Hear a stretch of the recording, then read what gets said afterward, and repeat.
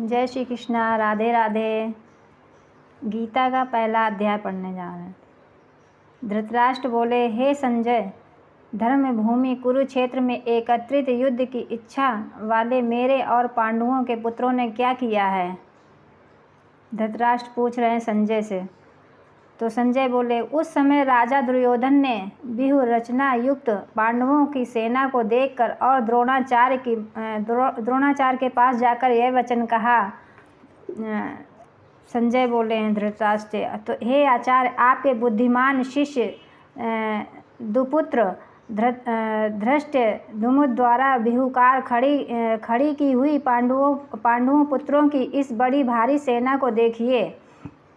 इस सेना में बड़े बड़े धनुष वाले तथा युद्ध में भीम और अर्जुन ने समान सूरवीर सात्विक और विराट तथा महारथी राजा द्रुपद, धृष्टकेतु और चेदकेतनान तथा बलवान काशीराज पुरजित, कुंती भोज और मनुष्यों में श्रेष्ठ शैव्य पराक्रमी युधामन्यु तथा बलवान उत्तमौजा सुभद्रा पुत्र अभिमन्यु एवं द्रौपदी के 5 पुत्र, ये सभी महारथी हैं। ये सब महारथी हैं। संजय बोल रहे हैं, हे ब्राह्मण श्रेष्ठ, अपने पक्ष में भी जो प्रधान है उनको आप समझ लिए। आपकी जानकारी के लिए मेरी सेना के जो सेनापति हैं उनको बतलाता हूँ। आप द्रोणाचार्य और पितामह भीष्म तथा कर्ण और संग्राम विजयी कृपाचार्य तथा वैसे ही अश्वत्थामा, विकर्ण और सोमदत्त का पुत्र भूरिश्रवा और भी मेरे लिए जीवन की आशा त्याग देने वाले बहुत से सूरवीर अनेक प्रकार के शस्त्रों से सुसज्जित और सबके सब युद्ध में चतुर हैं। ये संजय बोल रहे हैं धृतराष्ट्र से कि हमारी भी सेना में इतने लोग हैं और इसलिए भीष्म पितामह द्वारा रक्षित हमारी वह सेना सब प्रकार से अजय है और भीम द्वारा रक्षित है। इन लोगों की यह सेना जीतने में सुगम है। इसलिए सब मोर्चों पर अपनी अपनी जगह पर स्थित रहते हुए आप लोग सभी निसंदेह भीष्म पितामह की सब ओर से रक्षा करें।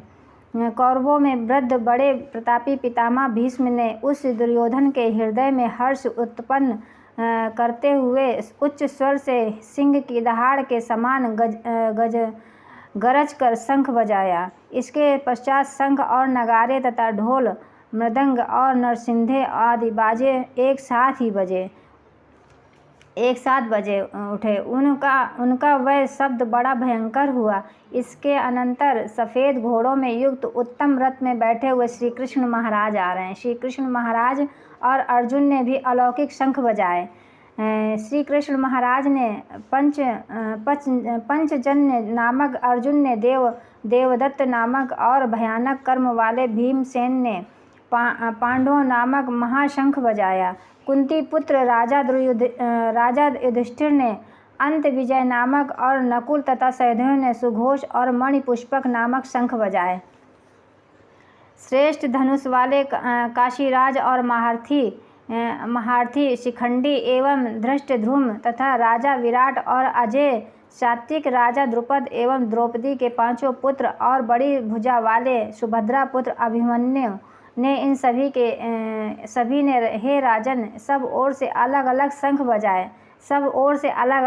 बजाए और उन भयानक शब्द ने आकाश और पृथ्वी को भी गूंजते हुए धृतराष्ट्र के अर्थात आपके पक्ष वालों के हृदय विदीर्ण कर दिए। हे राजन, इसके बाद कपिध्वज अर्जुन ने मोर्चा बांधकर डटे हुए धृतराष्ट्र संबंधियों को देखकर उस शस्त्र चलने की तैयारी के समय धनुष उठाकर ऋषिकेश श्री कृष्ण महाराज से यह वचन कहा, हे अच्युत, मेरे रथ को दोनों सेनाओं के बीच में खड़ा कीजिए।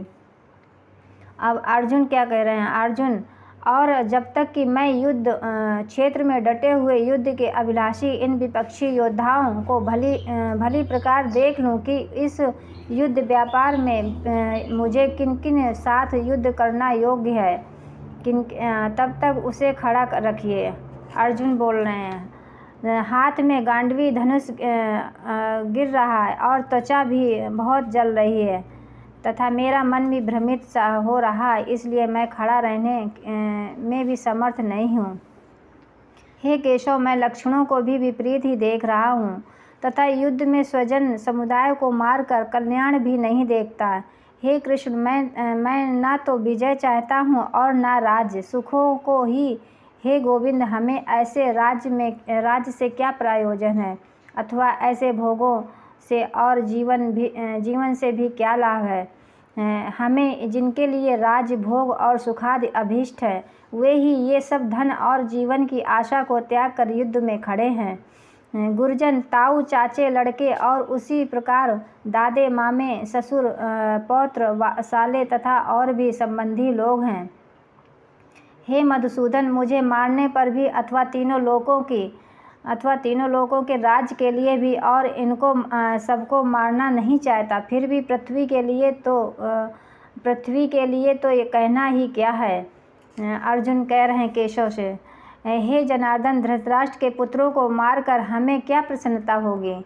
इन आतताइयों में मारकर तो हमें पाप ही लगेगा। अतः हे माधव, अपने ही बांधवों धृतराष्ट्र के पुत्रों को मारने के लिए हम योग्य नहीं हैं, क्योंकि अपने ही कुटुंब को मारकर हम कैसे सुखी होंगे। यद्यपि लोभ से भ्रष्टचित हुए ये लोगों कुल के नाश से उत्पन्न दोषों को और मित्रों से विरोध करने में पाप को नहीं देखते, तो भी जनार्दन, कुल के नाश से उत्पन्न हो दोष को जानने वाले हम लोग को इस पाप से हटने के लिए क्यों नहीं विचार करना चाहते हैं। अर्जुन कह रहे हैं केशव से, इसी पर पहले अध्याय का है ये 36 श्लोक। जय श्री कृष्णा। राधे राधे।